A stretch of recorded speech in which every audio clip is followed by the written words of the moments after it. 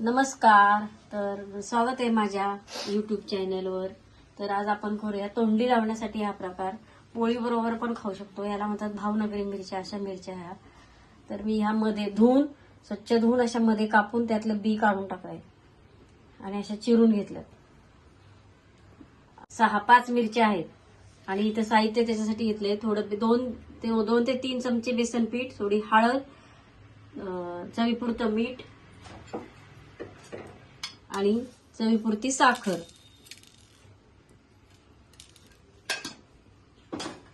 आणि थोडंसं तेल.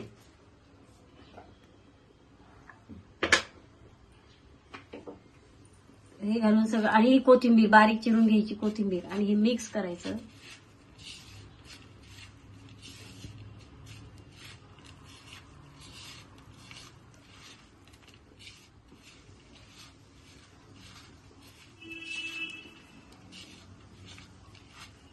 तर याच्यात तिखट वगैरे काही घालायचं नाही बघा. छान लागतात अगदी मिरच्या आणि अगदी गच्च भरायचं नाहीये.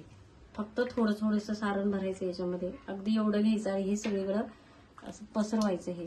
तर ते आपण परतल्यावर तेलावर नुसत्या परतायच्या तर छान फुलतं ते सारण त्याच्यामध्ये. आणि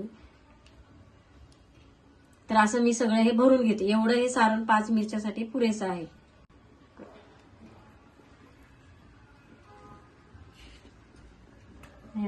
अजिबात जास्त भरलेलं नाही, एवढंच भरायचं.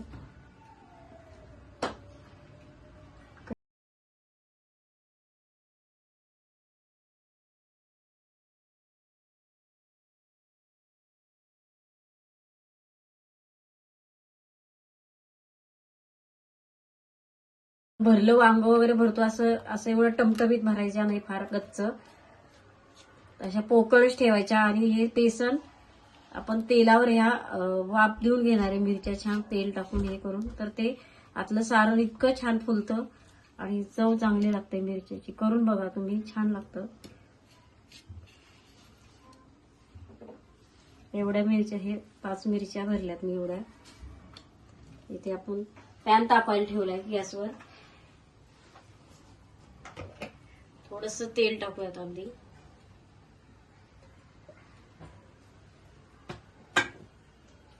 आणि ह्या मिरच्या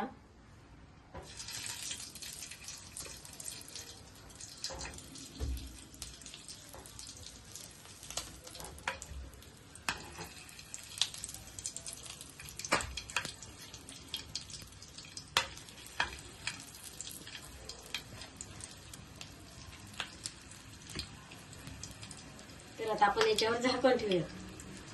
करायचं एकदम मंद आच ठेवायची. गॅस बारीक ठेवलं बघू शकता. एक 5 मिनिटं ठेवूयात आपण झाकून आणि 5 मिनिटांनी बघूया.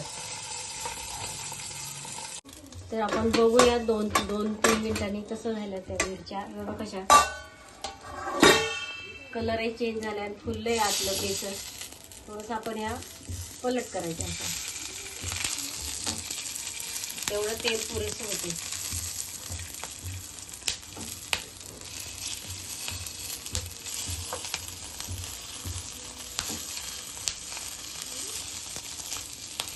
अजून 2-3 मिनिटं परत झाकून घेऊया.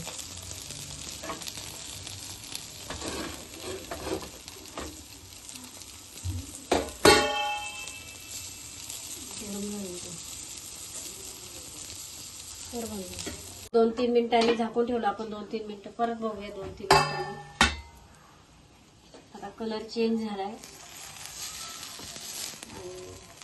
आतलं पीठ छान शिजलंय.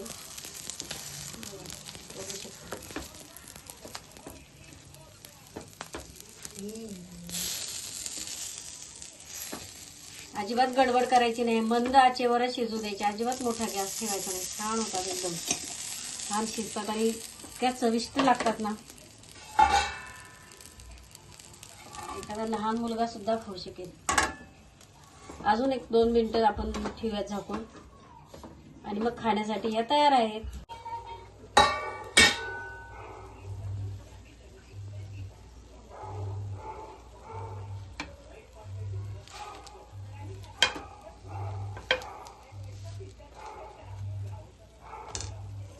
तर या मिरच्या आता खाण्यासाठी तयार आहे.